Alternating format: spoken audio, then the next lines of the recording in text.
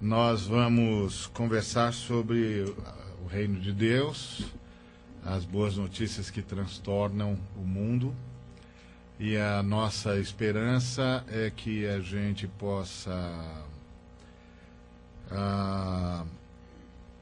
perceber um pouco mais sobre a essência do reino e o significado do anúncio do reino. O Senhor Jesus, ele começa o seu ministério anunciando o reino. E ele diz à igreja que a igreja tem de prioritariamente buscar o reino. Então, o conhecimento do reino, então, é essencial. Porque, como o Senhor começa o seu ministério, e como o Senhor, inclusive, estabelece a relação do Pai conosco. Porque ele diz que se nós buscarmos o reino de Deus e a justiça desse reino em primeiro lugar, todas as demais coisas que nós precisarmos, o Pai há de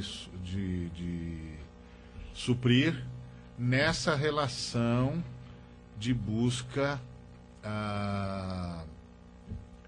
do reino em primeiro lugar.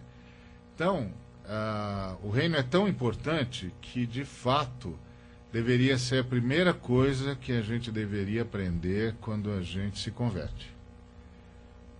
Quando a gente se converte, a primeira lição que a gente devia ter é o que é o reino de Deus, o que é buscá-lo, o que é viver segundo a sua justiça, porque disso depende todo o relacionamento com Deus, o relacionamento adequado com Deus. Então, isso que a gente vai tentar conversar um pouquinho. E a gente não percebe, porque a gente não percebe como a ausência dessa concepção do reino nos atrapalha,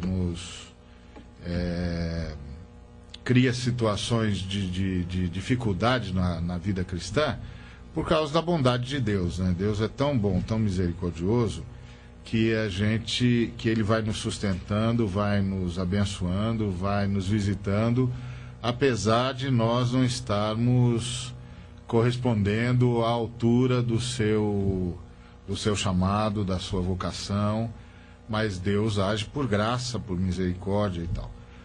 Mas o fato de Deus ser gracioso, misericordioso, e de estar o tempo todo nos abençoando por causa do seu caráter, por causa do seu compromisso com o seu próprio nome, não muda a questão de que nós temos uma chamada bíblica, uma chamada do próprio Senhor Jesus com relação ao reino de Deus, a atentar para o significado do reino de Deus e para buscá-lo antes e acima de tudo. Bom, antes de qualquer coisa, eu queria começar então com uma oração, e para nós então começarmos a conversar mais sobre o texto. Pai querido, nós queremos te agradecer muito por tua misericórdia e bondade. Nós sabemos que só estamos aqui porque o Senhor mesmo permitiu, e nós rogamos que o Senhor fale conosco, a tua palavra, a tua vontade, aquilo que vai no teu coração para conosco, e que o Senhor glorifique o teu santo nome, e nós possamos perceber mais claramente a tua vontade, e que a tua graça nos sustente nesse caminho de andar nos teus passos, segundo os teus desejos, para alegrar o teu coração. Em nome de Cristo Jesus. Amém. Bom,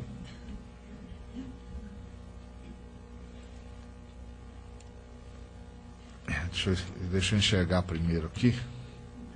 Agora eu não consigo, é impressionante. Eu agora não enxergo mais nada mesmo sem óculos. Antes, quando o médico disse que eu tinha de usar, eu ainda dizia, não, mas eu enxergo. Agora tem jeito mesmo. Bom, quando a gente está falando do reino, Na verdade, nós estamos falando da tese da missão integral. Missão integral é uma tese missiológica, em primeiro lugar. Em primeiro lugar, uma tese missiológica, ou seja, uma abordagem para a evangelização a partir de um novo padrão, um novo paradigma, que é o reino de Deus. A missão integral nasce na Conferência de Lausanne, em 1974, uma conferência de evangelização. Era uma conferência chamada pela organização Billy Graham e aconteceu na Suíça, com a presença de teólogos evangélicos de várias partes do mundo, inclusive do Brasil, e que tinha como título, como tema, para que o mundo ouça a sua voz. Esse era o tema do Congresso em 1974. E ele estava, obviamente, marcado por todo o ambiente da Guerra Fria, não é? Não tinha como não ser, o mundo todo estava mergulhado nessa realidade, a realidade da Guerra Fria, que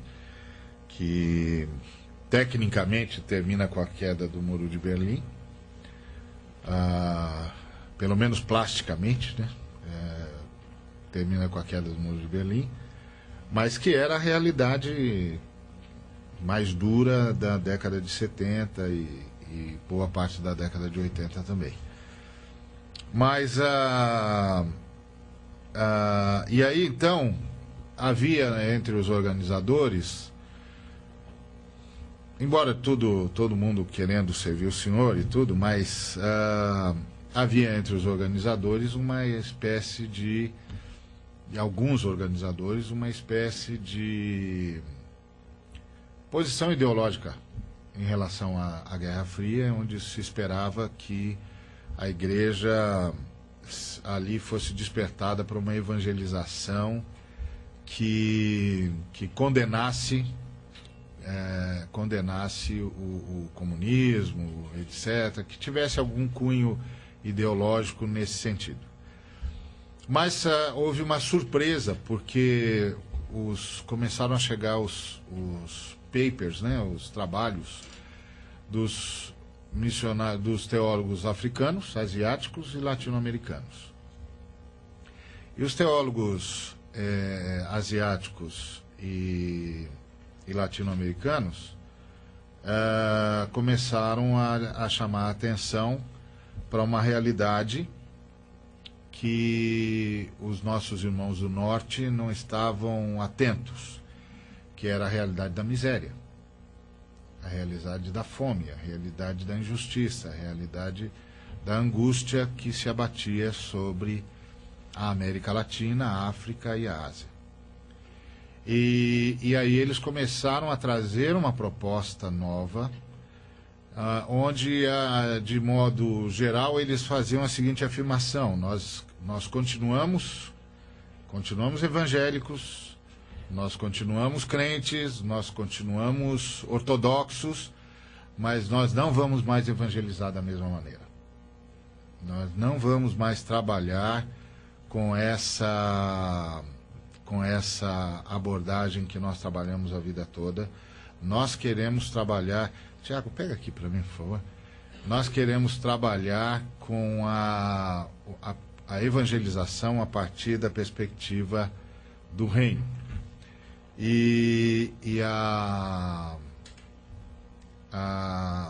síntese do trabalho todo, resultado do trabalho todo dos teólogos, principalmente com a influência latino-americana, do René Padilha, do Samuel Escobar, do Robson Cavalcante, do Howard Snyder, que, embora americano, estava baseado no Brasil, e dos teólogos da África e da Ásia, como Festo Kivengere e outros, gerou essa frase, que é o símbolo do que a gente chama de missão integral. O evangelho todo para o ser humano todo, para todos os seres humanos.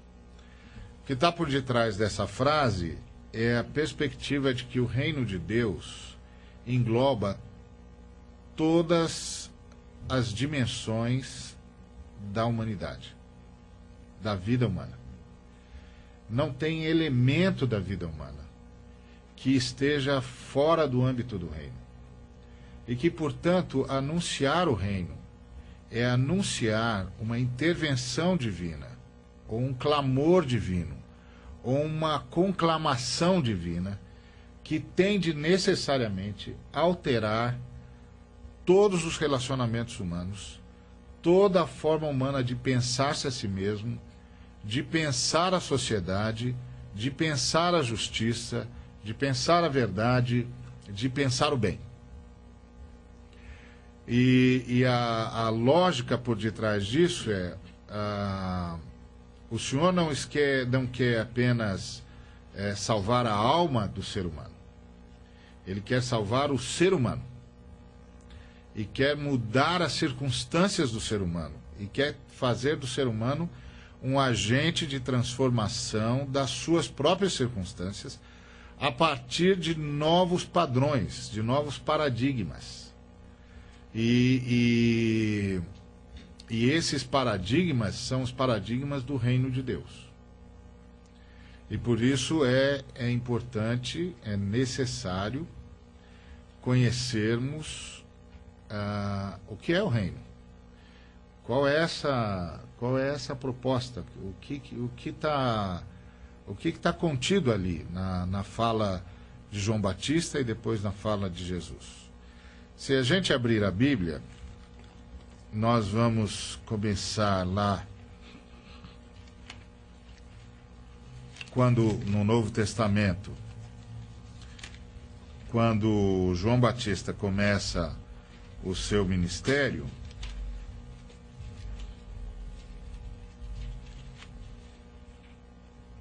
ele começa dizendo exatamente uma mensagem de desafio e de transformação. É uma mensagem rica, né? Uma mensagem que abalou a região toda de Judéia. Lá em Lucas 3 a gente vai ver isso.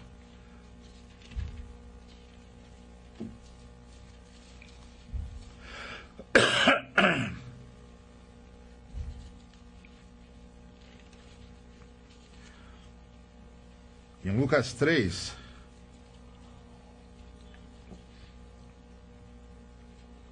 o texto diz assim, a partir do versículo 1: No 15º ano do reinado de Tibério César, sendo Pôncio Pilatos governador da Judéia, Herodes tetrarca da Galileia, seu irmão Filipe tetrarca da região da Itureia e Traconites, e Lisânias tetrarca de Abilene, sendo sumos sacerdotes Anás e Caifás, veio a palavra de Deus a João, filho de Zacarias, no deserto. Ele percorreu toda a circunvizinhança do Jordão, pregando o batismo de arrependimento para a remissão dos pecados, conforme está escrito no livro das palavras do profeta Isaías.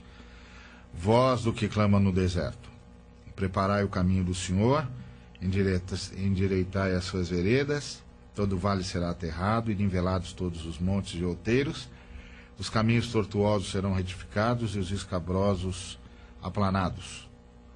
E toda a carne verá a salvação de Deus. E aí ele vai fazendo todo um trabalho de denúncia e exigindo um novo comportamento. E é interessante analisar a radicalidade do início do ministério do João Batista, porque o João Batista é chamado no meio de uma subversão que houve no templo.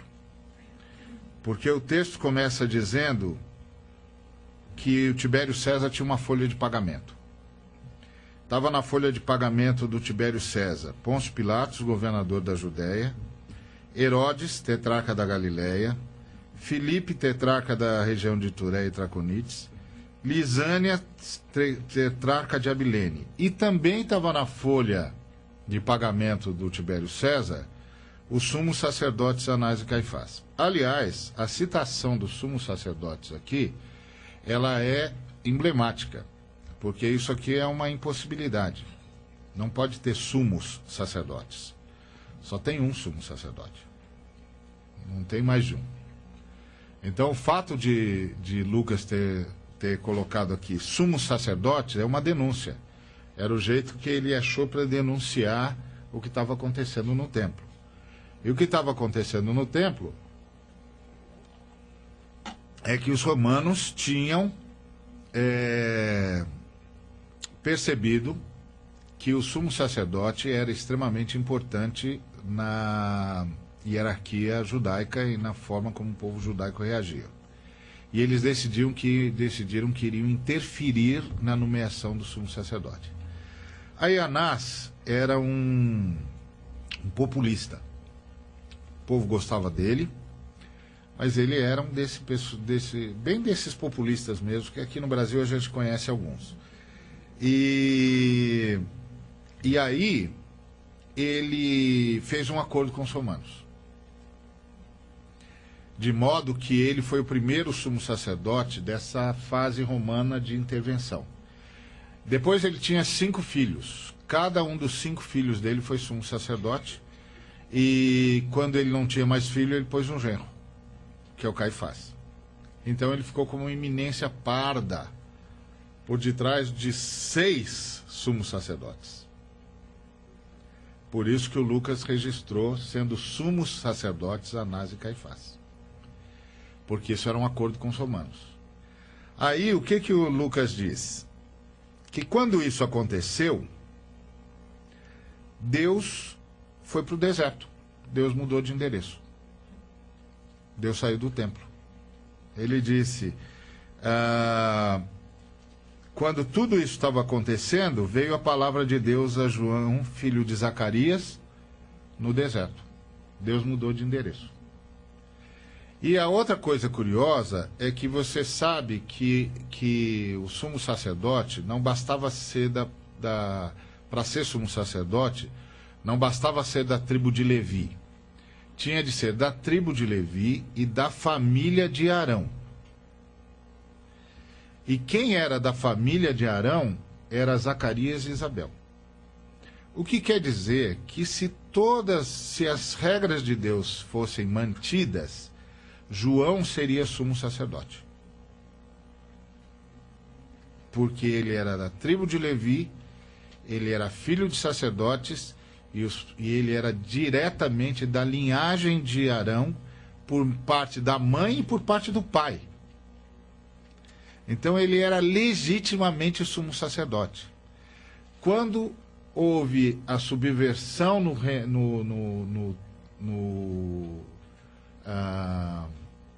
templo de Deus, Deus mudou de endereço, foi para o deserto e levou o seu sumo sacerdote com ele, que é João. Ele não tinha nada com Anás, não tinha nada com Caifás, ele tinha com João. João era filho de Arão, sumo sacerdote por direito e por dever. E aí ele levou o seu sumo sacerdote para o deserto, e como o sumo sacerdote não pode se vestir como os homens comuns, mas ele também não podia mais vestir as vestes talares, ele foi vestir pelo de camelo. Como o sumo sacerdote não pode comer a comida dos comuns, mas ele não podia mais comer os pães da proposição, nem a carne do sacrifício, ele foi comer mel silvestre e gafanhoto. Era o protesto de Deus contra a subversão na sua casa. Por isso que quando os judeus se aproximaram de João e perguntaram: quem é você? Você é o Cristo? Ele disse: não, eu não sou o Cristo. Eu sou a voz daquele que clama no deserto. Quem é que está no deserto clamando? Deus. Porque o templo dele foi subvertido. E aí ele começa a anunciar o reino de Deus, que é muito maior do que uma etnia, do que uma nação, do que um lugar, do que alguns costumes. E ele começa a anunciar: arrependei-vos, porque é chegado o reino de Deus. E é exatamente a mesma mensagem que Jesus Cristo vai proclamar lá em Mateus, no capítulo 4, no versículo 12, depois que Jesus foi batizado por João. E aí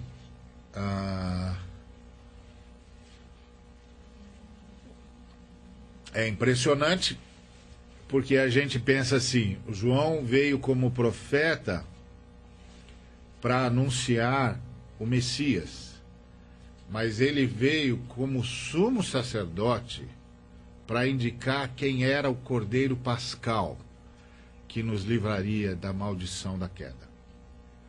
É ele que vai lá do Jordão dizer: eis o Cordeiro de Deus. E só o sumo sacerdote tem autoridade para dizer qual é o Cordeiro que vai ser imolado em sacrifício por toda a nação. Eis o Cordeiro de Deus que tira o pecado do mundo. Ele veio para isso. Era o papel do sumo sacerdote. Mas Deus não tinha mais o sumo sacerdote no templo. O sumo sacerdote no templo prestava serviço aos romanos.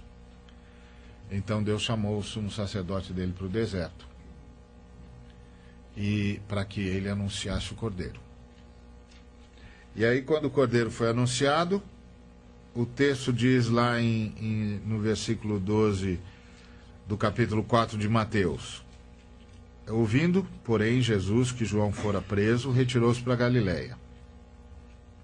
E, deixando Nazaré, foi morar em Cafarnaum, situado à beira-mar, nos confins de Zebulon e Naftali, para que se cumprisse o que fora dito por intermédio do profeta Isaías: terra de Zebulon, terra de Naftali, caminho do mar, além do Jordão, Galiléia dos gentios. O povo que jazia em trevas viu grande luz, e aos que viviam na região da sombra e da morte, resplandeceu-lhes a luz. Daí por diante, passou Jesus a pregar e a dizer: arrependei-vos, porque está próximo o reino dos céus.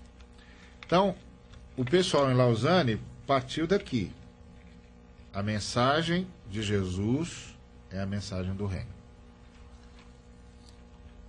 E, portanto, as boas notícias do reino são boas notícias que hão de mudar o mundo, hão de transtornar o mundo. E a síntese disso é o evangelho todo para o ser humano todo e para todos os seres humanos. Então, a questão que a gente, quando fala do evangelho do reino, as boas notícias do reino, esse evangelho todo, essa é a questão que a gente então tem de responder: o que é esse evangelho todo? E o que é o ser humano todo? Porque durante muito tempo a nossa visão era de que o Senhor veio para salvar a gente e levar para o céu. O que não é nenhuma má notícia, lógico. Então todos nós queremos ser salvos e ir para o céu. Mas as Escrituras, elas falam de um novo céu e uma nova terra. E a oração da gente é oração para que o Senhor venha para a terra. Venha o teu reino. Ou seja, nós queremos ir para o céu, mas Deus quer vir para a terra. Então nós precisamos decidir. Nós precisamos decidir o que é que nós queremos, né? Se nós queremos, vamos insistir para o céu ou vamos deixar Deus vir para a terra. Porque, afinal de contas, céu é a presença do Senhor, né? Eu gosto muito daquela passagem do sonho do Jacó, que ele vê a escada e ele vê os anjos subindo e descendo, né? E no imaginário da gente, ele devia ver os anjos descendo e subindo. Porque no nosso imaginário o céu está em cima. E aí então os anjos vêm do céu, é uma escada que está plantada na terra, que alcança os céus, os anjos deviam vir do céu. Então no nosso imaginário os anjos deviam descer e subir. Mas no sonho do Jacó, os anjos sobem e descem. E aí, quando a gente lê mais um pouquinho o sonho de Jacó, a gente percebe que Deus está do lado de Jacó. E está falando com ele. E aí a gente percebe, é lógico que os anjos estão subindo, Deus está aqui na terra, né? Céu é onde Deus está, né? Céu é Deus. E então, não é uma questão de se nós vamos para o céu, a questão é se o céu vem para nós. Que é o desejo de Deus vir para nós. Então, o evangelho todo, para o ser humano todo, para todos os seres humanos. E aí, a primeira noção que nasce, a ênfase que nasce a partir dessa perspectiva é que não é possível evangelizar o ser humano sem considerar o seu contexto. Essa foi uma das principais contribuições dos teólogos de latino-americanos para a conferência. Não é possível evangelizar o ser humano sem considerar o seu contexto. Ou seja, você vai evangelizar. A sua igreja se reúne, vamos fazer um esforço de evangelização no bairro. E nós estamos acostumados a isso. Quer dizer, no passado éramos mais acostumados, agora não se faz mais tanto. Mas no meu tempo, o pastor convocava todo mundo e a gente vinha e pronto. E vamos para a rua. Tinha até uma musiquinha que dizia: irmão, vamos para a favela buscar nego para reunião. Crente que guarda a Bíblia no gaveta vai para o inferno bater papo com o capeta. Então, a gente ia com a Bíblia na mão para a favela. E no meu caso, que vinha das comunidades carentes, voltava para a minha comunidade carente para evangelizar, né? Porque o pastor mandava de volta. Vai evangelizar na comunidade, tem de evangelizar, tem de evangelizar. Então, imagina que a gente vai e entra numa favela, numa comunidade carente, um barraco, ali no meio de um esgoto aberto. E a gente passa por uma criança ali brincando no meio de tudo aquilo.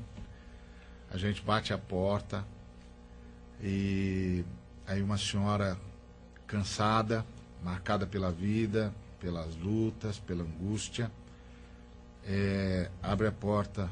Oi? Ah, tá. Abre a porta pra gente. E aí, a hora que ela abre a porta, você diz assim: minha senhora, eu trago boas notícias para a senhora. Que boas notícias o Evangelho traz para aquela senhora que está morando naquela situação de indignidade e assistindo os seus filhos brincarem naquela situação de insalubridade, para dizer o mínimo. Para dizer o mínimo. Quais são as boas notícias? E é isso que os teólogos latino-americanos começaram a dizer para os irmãos do Norte. Porque o medo dos irmãos do Norte é que a gente virasse comunista. Eles sempre tiveram um medo apavorante disso, né? A gente virasse comunista. E alguns de nós estavam muito próximos mesmo. Alguns de nós já éramos libertacionistas e pronto, já tínhamos tomado uma posição e acabou. Mas todos nós, mesmo os que já tinham, como eu, por exemplo, já tinha embarcado na via libertacionista, porque a gente ficava angustiado com o que estava acontecendo na América Latina e a gente dizia: a teologia conservadora não tem mais nada para dizer.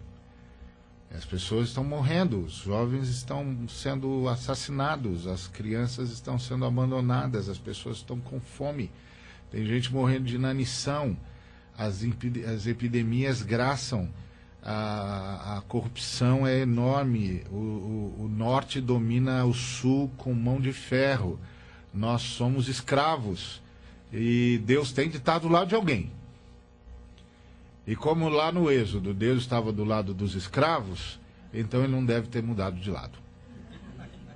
Ele deve estar do nosso lado mesmo. Eu me lembro que eu estava assistindo uma aula do Hugo Asman e alguém perguntou para ele assim: o que é teologia da libertação? E ele disse: imagine um grupo, uma massa de trabalhadores indo até o Palácio Presidencial num dos países da América Latina, reivindicar os seus direitos. E aí, quando eles entram na avenida principal, diante ao que vai desembocar no palácio, eles dão de cara com uma tropa de choque armada até os dentes, esperando por eles. E aí todo mundo para, fica aquele impasse e aquele silêncio, e ninguém sabe o que vai acontecer. Aí o líder da marcha pega o megafone e diz: companheiros, avancemos, porque Deus está do nosso lado. Ele disse: isso é a teologia da libertação. Ela veio para dizer de que lado que Deus está. E aí, imagina, a gente estava num seminário, imagina o que foi que isso caiu como uma bomba no colo da gente. É isso aí. Chega disso, chega, pelo amor de Deus, chega de dizer para os caras que eles vão para o céu, enquanto isso tem de aguentar o inferno na terra. É preciso dizer que a libertação de Cristo é muito maior. Mas a gente tinha um problema com o libertacionismo, que era a soteriologia, forma de encarar a salvação. Por quê? Porque todos nós éramos convertidos. Nós tínhamos nascido de novo, a gente sabia de onde tinha vindo. A gente nasceu de novo. A gente teve um encontro com Jesus, Jesus mudou a vida da gente. Antes de Jesus nós éramos as coisas mais terríveis para se conviver, nem a gente conseguia conviver com a gente mesmo, e o Senhor nos salvou. E aí, como casar isso? E esse casamento nasce lá em Lausanne, quando os teólogos latino-americanos começam a dizer para os irmãos do norte: não, nós somos crentes, nós vamos continuar crentes, mas não é possível evangelizar o ser humano sem considerar o seu contexto. Não é possível fazer de conta que não está acontecendo nada. Porque está acontecendo sim. Eles estão morrendo, eles estão sendo assassinados, eles estão passando fome. Alguma palavra de Deus deve ter para eles. Não é possível que Deus não tenha nada a dizer. Não pode ser. Então, aí foi a retomada da visão do reino de Deus. Então, o que é o reino de Deus? O que é o reino de Deus? O que o reino de Deus significa? Por que Jesus Cristo insistia tanto em falar no reino? Nós não falamos, nós falamos da igreja, mas não falamos do reino. Mas Jesus falava do reino. O João Batista falava do reino. Era sempre o reino, o reino, o reino, o reino de Deus. Venha o teu reino, venha o teu reino, venha o teu reino. Então, o que é o reino? Então, a primeira colocação foi essa. Então, evangelizar a partir do contexto do reino de Deus é considerar o contexto em que vivem as pessoas. O contexto da sociedade. O contexto da realidade que nos cerca e ao qual nós temos de reagir. E mais, a fé cristã, ela foi, com o passar dos séculos, ela foi perdendo a sua radicalidade. Então, assim, quando você está numa crise e você volta diante da injustiça, diante do nonsense, né? Tudo tá louco, tudo tá fora do lugar. E aí você volta a ler a Bíblia, você percebe a radicalidade. Você diz, não, mas a primeira igreja não era assim. A primeira igreja não era assim. Por que nós ficamos desse jeito? Quer dizer, onde foi que nós nos perdemos? Ou era a primeira igreja que estava errada e nós é que estamos certos? Então, aí o reino de Deus passa a ser o fundamento, passa a ser a chave hermenêutica para a evangelização. O evangelho é a boa notícia a partir do reino. Então, por isso que o título do nosso encontro é As Boas Novas que Transtornam o Mundo. Não transformam, mas transtornam. Porque o reino de Deus, ele não vem para dialogar, né? A palavra de Jesus é um ultimato, né? Arrependei-vos, porque é chegado o reino de Deus. A palavra arrependimento é uma palavra muito forte, porque a gente pensa que a palavra arrependimento está ligado com o conceito de culpa, mas a palavra arrependimento não está ligada com o conceito de culpa. A palavra arrependimento está ligado com o conceito de expansão da consciência. Você precisa expandir a sua consciência, você precisa ver as coisas como elas são. Você precisa ver o que realmente é. Você precisa ver Deus do jeito que é e ver-se a si mesmo diante desse Deus. Então, é uma expansão da consciência, onde você finalmente concorda com Deus. Porque esse é o desafio. Esse é o desafio. O desafio de concordar com Deus. Concordar com Deus. Concordar com a visão de Deus. Porque é sempre bom lembrar que nós estamos lidando com uma retomada. A narrativa bíblica, ela fala de uma rebelião, fala que nós aderimos a essa rebelião, fala que nós fomos banidos por causa dessa rebelião, mas que o Senhor veio nos buscar apesar da rebelião. Mas ele vem nos buscar para, obviamente, sairmos da rebelião. Não pode voltar para Deus e continuar rebelde. Às vezes eu encontro uns irmãos, eu fico muito tentado a perguntar de que lado que ele está. Não é? Eu converso com ele, fico tentado a dizer para ele, mas irmão, de que lado que você está? Você está conosco ou você está contra nós? Não é? Eu não sou tão radical como um irmão que é missionário aqui em São Paulo, que trabalha com moradores de rua, ele é muito radical. É um trabalho fenomenal, eu respeito muito, mas um dia ele foi numa igreja, ele foi convidado para pregar para jovens. E ele tem a linguagem da rua. Ele fala só com gente da rua, ele não tem pruridos, ele fala rasgado. E ele fala a linguagem da garotada e fala mesmo. Às vezes a gente tem de dizer para ele, calma, que aqui o pessoal todo é da classe média, o pessoal não está acostumado com essa linguagem, é melhor você usar outra. Aí um dia ele foi falar para os jovens e adolescentes, E Deus começou a usá-lo de forma extraordinária. Os jovens começaram a se arrepender ali, no meio da pregação dele, e a confessar que estavam em pecado, que queriam voltar para Jesus. Um negócio extraordinário. Aí um presbítero da igreja chegou, chamou para uma reunião dos presbíteros e disse para ele assim: ó, o senhor tem de parar de pregar. Aí ele falou: ué, mas por quê? Os meninos estão se convertendo, eles estão voltando para Cristo. Aí ele disse: não, a sua linguagem não é apropriada para a nossa igreja, o senhor tem de parar de pregar. Ele falou: não, mas o que importa é que as crianças estão se convertendo, os jovens estão voltando, essa é a linguagem deles, moço. O senhor não fala a linguagem deles, mas eu falo, eu sei o que está acontecendo com eles. O senhor não sabe, mas eu sei. Então eu estou falando a linguagem que eles entendem. Aí ele disse: não, aqui nessa igreja não se faz assim não. Ele falou: olha, eu já sei como é que eu vou resolver esse problema, eu vou orar para Deus matar você. Aí, o camarada falou: você ficou louco? Fiquei: não, gente como você tem de morrer. Tem de morrer. Porque você preserva mais a linguagem do que a vida humana, você tem de morrer. Você não pode mais estar aqui. Você é um perigo para a humanidade.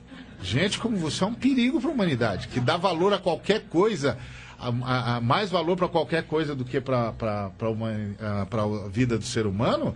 Então você está dizendo que se eu não usar os seus termos, eles que vão para o inferno, que não importa, você vai morrer.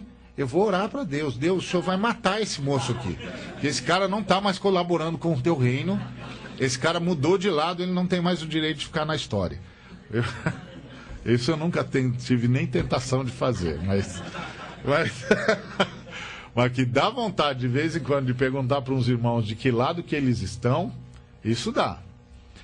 Porque o reino de Deus é a chave hermenêutica para a evangelização. E agora, você tem de lembrar que evangelização não é um mero anúncio do evangelho.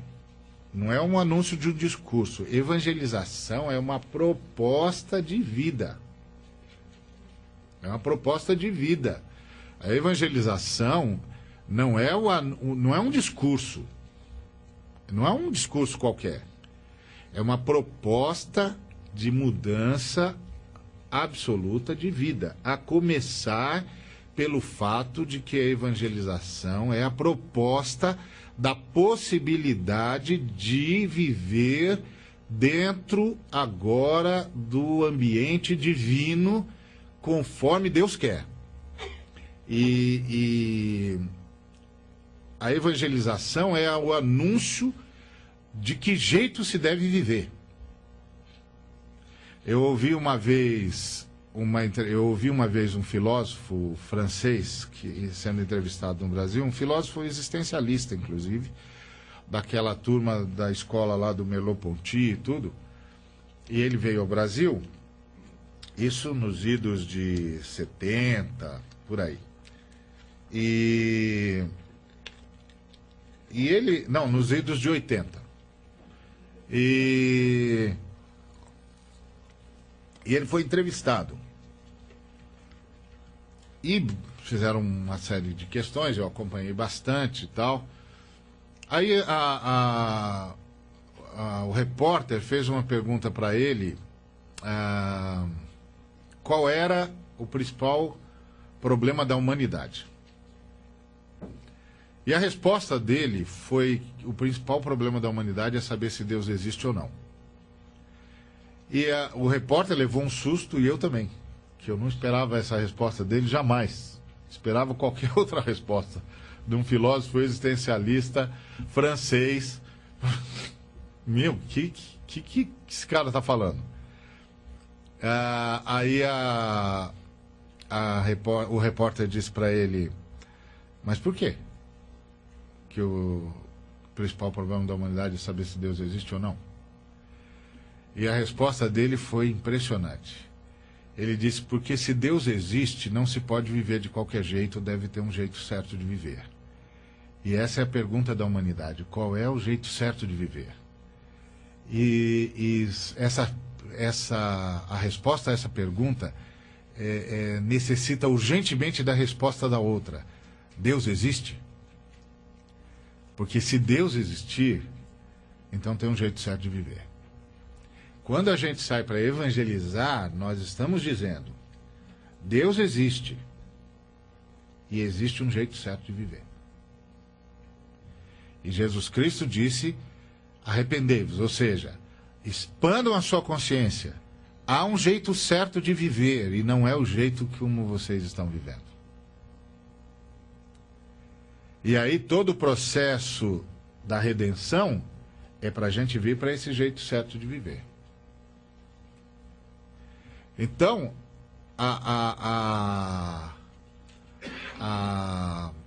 evangelizar é uma coisa radical. É uma proposta radical. É uma proposta definitiva. Não é um discurso. Não é um convite para mudar de religião. Evangelizar é uma proposta de ampliação da consciência, de, primeiro, perceber, Deus existe. Ora, se Deus existe, então Ele é a realidade do universo. Todas as outras realidades subsistem nele. Qual é o jeito certo de subsistir nele? Essa é a pergunta. E uma vez que há um jeito certo de subsistir nele, qual é o caminho? Como é que a gente consegue chegar lá? Como é que a gente consegue ser desse jeito? Como é que a gente consegue fazer isso? Então essa é a pergunta que está posta. Deixa eu ver aqui o horário. Tá pertinho ainda. Então, o Evangelho é a boa notícia a partir do reino. Porque até hoje a nossa boa notícia era muito intimista. Até essa perspectiva do reino, a boa notícia, como nós a contávamos, ela era intimista. Ela falava da salvação pessoal. Então, como você pode ser salvo. Como você pode sair desse inferno, etc, etc. E até o inferno era particular, tudo é particular, não é? Por isso que hoje você tem um bocado de igrejas com um bocado de céus particulares. E cada um vem buscar o seu céu, não é? Para uns o céu é o carro novo, para outros o céu é... Eu me lembro que eu encontrei uma colega da ABU num dos CTLs, e ela estava chorando. Eu tive 2 encontros com ela, coisas que a Thaís me arranja. A Thaís só me dá problema. Aí a Thaís me levou para um CTL e depois me levou para o outro. A primeira vez eu encontrei a irmã, ela veio me dar uma bronca. Aí ela me deu uma bronca porque eu tinha dado uma entrevista para uma revista e ela não gostou do que eu falei.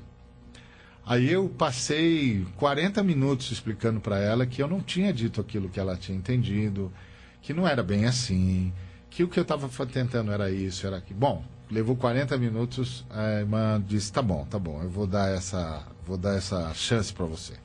Aí ela me deu essa chance. Depois, um tempo depois, um bom tempo, acho que um ano e meio depois, ou 2, eu a encontrei de novo. E aí dessa vez ela estava chorando. E veio falar comigo chorando, dizendo que ia sair da igreja dela porque não dava mais para ficar lá. E aí eu disse, por quê? Ela disse, porque eu saí para evangelizar com um grupo de jovens e eu briguei com um grupo de jovens porque eu fiquei estarrecida. Eu falei, mas o que houve aí? Ela falou, nós estávamos lá abordando as pessoas para pregar o evangelho, aí um colega nosso e parou 3 rapazes e disse assim, escuta, vocês gostariam de ter um apartamento novo, um carro novo, uma vida melhor? Quem não quer? Eles, claro, bom, então vocês têm de aceitar Jesus. Porque aceitar Jesus é a garantia de que você vai ter isso. Você vai ter, é o céu particular, né? Você vai ter o seu céu particular. Aí ela disse, aí eu disse não, tadinha, é da BU, né? Aí aprendeu na BU todos aqueles negócios de estudo bíblico indutivo, e não pode, ser crente é assim, a Bíblia diz isso e tal. Aí ela disse, não é isso não é assim que está escrito na Bíblia, não é isso que a Bíblia ensina.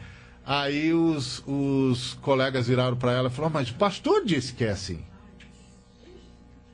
Como você está dizendo que nós estamos errados? O pastor disse que é assim. Aí ela entrou em crise e aí disse: eu não consigo, não vou poder mais ficar lá na igreja. Eu falei: eu lamento. Eu lamento, o que eu posso dizer para você? Ela percebeu que aquela comunidade, pelo menos naquele momento, estava pregando uma salvação particular, um céu particular, um inferno particular. E aí, isso significa que estamos sem paradigma. Estamos sem padrão, estamos sem chave para entender o que é evangelização, o que são as boas notícias. E aí a proposta é que as boas notícias, elas são novidades alvíceras a partir da realidade da chegada do reino de Deus. E que isso tem implicações profundas na vida do ser humano, na concepção que nós temos de nós mesmos, na concepção que nós temos de sociedade, na concepção que nós temos da existência. Ou seja, Deus existe e tem um jeito certo de viver. Então, o que é o reino? Em primeiro lugar, o reino é um novo sistema. E um sistema que é a realidade última da história. Vamos abrir a Bíblia em Daniel 2, 44 e 45.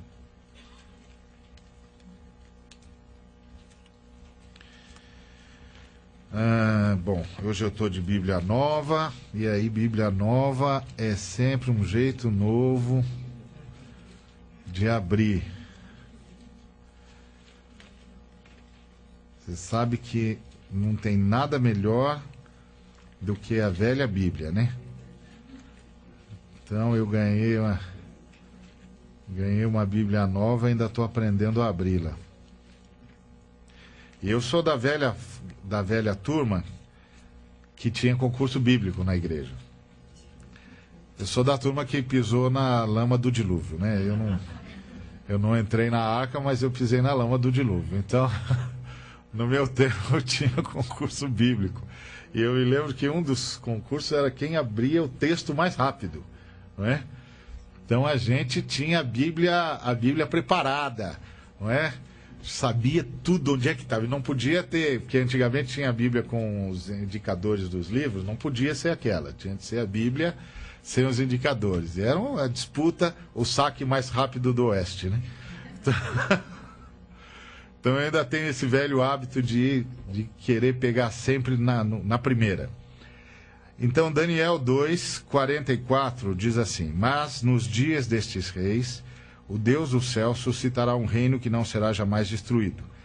Este reino não passará a outro povo, esmiuçará e consumirá todos estes reinos, mas ele mesmo subsistirá para sempre. Como viste que do monte foi cortada uma pedra, sem auxílio de mãos, e ela esmiuçou o ferro, o bronze, o barro, a prata e o ouro. O grande Deus fez saber ao rei o que há de ser futuramente. Certo é o sonho e fiel à sua interpretação.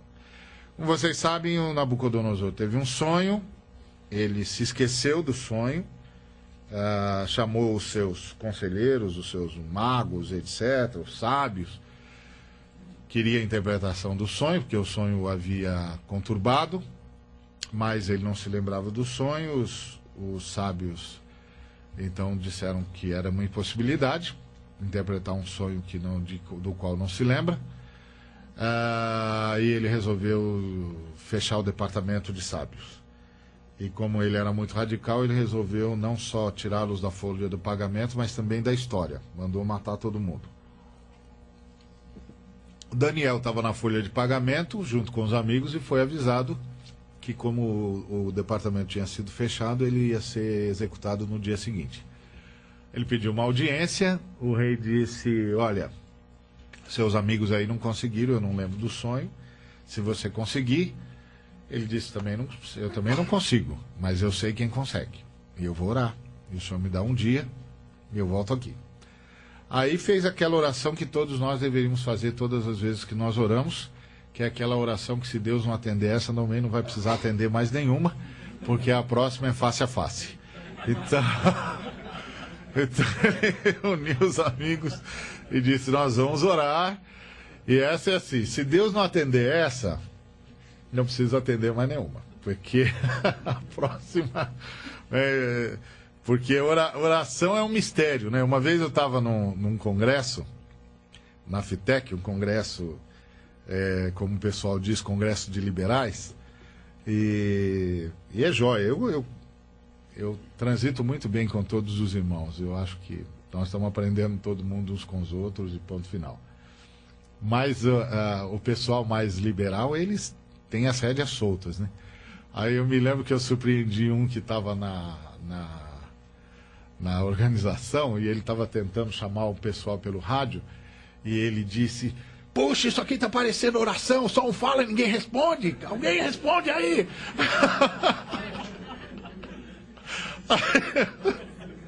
Falei, tinha de ser um cara desse pra falar uma coisa dessa. Mas o Daniel foi para uma dessas orações que, se não tiver ninguém do outro lado para responder, também não vai precisar responder mais nenhuma. Eu acho que toda oração devia ser assim, né? Que toda oportunidade de falar com Deus tem de ser radical, né? Tem de ser coisa que você vai lá para mostrar as vísceras, porque você está diante de Deus, está diante de Deus.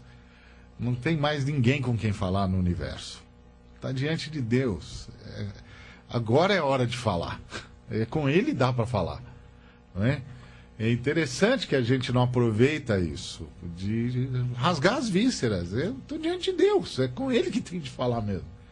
É Ele que tem de rasgar o coração e dizer: meu Deus, meu Deus, meu Deus, como Jesus Cristo fazia. Então, aí o Senhor deu a resposta para ele, deu o sonho para ele e a interpretação. E o sonho o sonho do Nabucodonosor era o desenrolar da história. Era o desenrolar da história. Ele viu uma estátua que elencava a sucessão de reinos. Primeiro o reino babilônico, depois o reino medo-persa, depois os gregos, e depois os romanos, e depois os romanos divididos em nações fortes e fracas, e finalmente o reino de Deus. É o desenrolar da história. Então é a realidade última da história. Então, o reino de Deus, quando o Senhor anuncia o reino de Deus, ele está anunciando a realidade última da história. A história vai acabar aqui. Não é? A história vai acabar aqui, no reino de Deus. Então, está anunciada a história. Está anunciada a história. A história vai acabar aqui.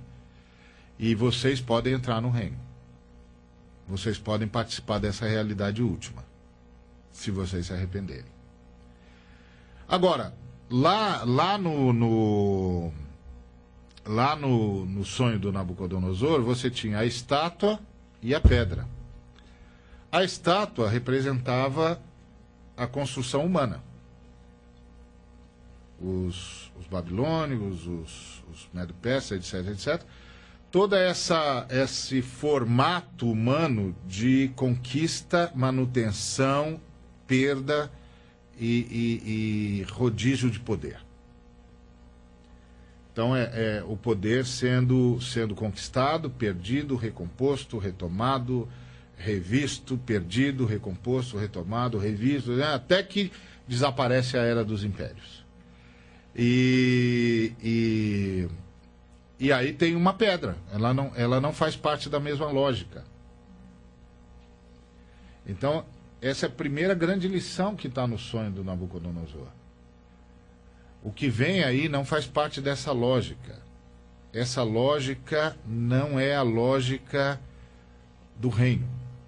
A lógica da tomada do poder, da manutenção do poder, do rodízio de poder, do renomeamento do poder. Essa lógica não é a lógica da pedra.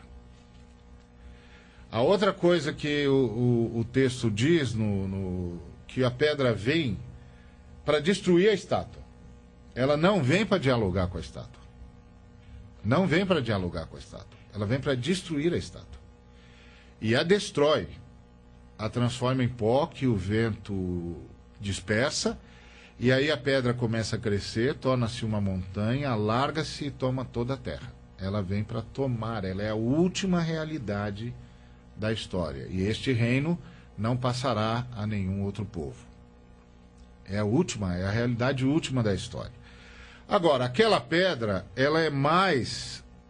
aquela estátua, ela é mais do que a sucessão de reinos. Ela é um sistema. Ela é um sistema de vida. Um jeito de viver. Um jeito de se fazer gente. Um jeito de se formar gente. Um jeito de se entender gente. Um jeito de se fazer sociedade. Um jeito de se formar sociedade. Um jeito de se entender sociedade. É um sistema de pensamento, é um sistema de construção econômica, de construção política, de construção social, um sistema de construção cultural. É um sistema. E como o reino vem e se opõe a ela, e mais do que opor-se a ela, ocupa o seu lugar, a gente pode também atribuir ao reino essa característica de que o reino é um outro sistema. Um sistema que se opõe frontalmente ao sistema representado pela estátua. Portanto, quando você evangeliza, não importa em que dimensão você esteja evangelizando, você está anunciando a possibilidade de uma mudança radical. E é uma mudança radical não apenas pessoal, mas ela necessariamente será comunitária.